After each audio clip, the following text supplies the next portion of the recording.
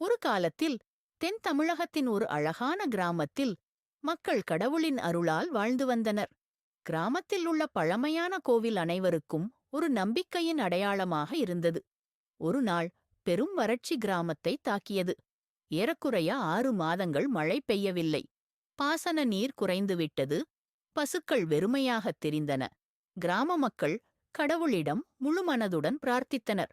ஒரு அறிவாளி முதியவர், ராமசாமி, அவர்களிடம் வந்து, நீங்கள் பிரார்த்திக்கிறீர்களே, ஆனால் அதற்கு முன் நீங்கள் உண்மையில் மழை வருமென்று நம்புகிறீர்களா என்று கேட்டார். மக்கள் குழம்பினர். அவர் தொடர்ந்து, நீங்கள் மழைக்காக கோவிலில் பிரார்த்திக்கச் செல்கிறீர்கள், ஆனால் ஒருவரும் குடையெடுத்து வரவில்லை. இது உண்மையான நம்பிக்கையா என்று கேட்டார். அந்த வார்த்தைகள் அனைவரின் மனதையும் தொட்டன.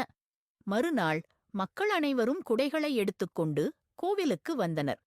அதே இரவே கருமேகங்கள் திரண்டு கனமழை பொழிந்தது.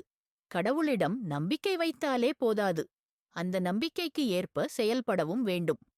உண்மையான விசுவாசம்தான் வாழ்க்கையில் மாற்றங்களை கொண்டுவரும்.